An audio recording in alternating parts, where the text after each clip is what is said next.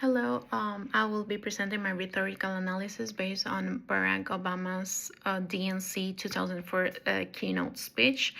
And I will be focusing on three main sections, his personal story, the One American argument, and politics of hope, and how he used these sections to build his whole speech using different rhetorical elements.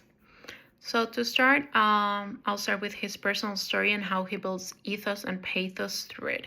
Basically, at the beginning of the speech, he starts saying like his presence on the stage is pretty unlikely, and right after he starts with his father history or story of him coming from a small village in Kenya and going to school with a tin roof shack, and also uses like herding goats, a cook, servant, like different kind of specific situations that are used as to create an image. And to contrast that, he used his mother's his story coming from Kansas, and he uses also like the depression and the world War II to kind of relate this kind of struggle. And of course, all the details he gave through the speech work as a synecdoche for poverty and struggles, and at the same time helps build pathos and ethos from the story. Then he calls America a beacon of freedom and opportunity. So this is linked to his biography, and also linked with the Declaration of Independence when he quotes all men are created equal. So his life becomes evidence for a logical claim. American ideals can make such a story like possible.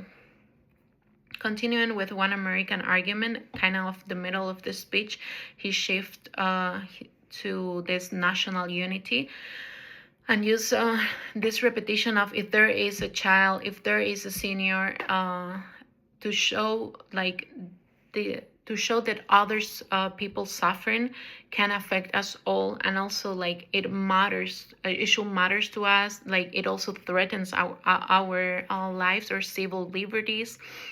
So it kind of puts you in these situations.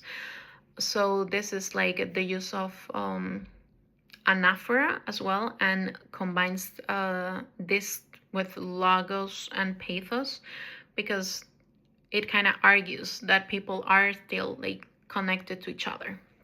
Then he uses this antithesis that there is not a liberal America and a conservative America, but there is the United States of America, to make his message clear of unity, of one America. So he repeats again this pattern for a race, and he used red and blue states to make more clear his message, and also use like a stereotype in a form of irony, like we worship an awesome God in the blue states and we have some gay friends in the red states.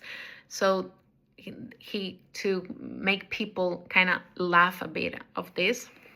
And then I think the way he uses the repetition creates a rhythm that makes the audience easy to follow and to join, and also to relate themselves to these kind of situations. Also, near to the end of the speech, he talks about this politics of hope, and he wants to reframe his clear choice, or that it's between a politics of cynicism and a politics of hope. And he used this strong antithesis that invites the audience to identify with hope.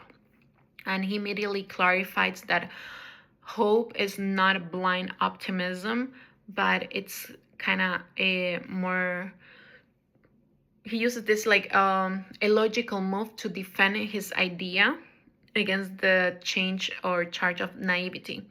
So again, through this, he again uses anaphora. It says the hope of slave, the hope of immigrants, and ending up with the hope of a skinny kid with a funny name that referred this to himself.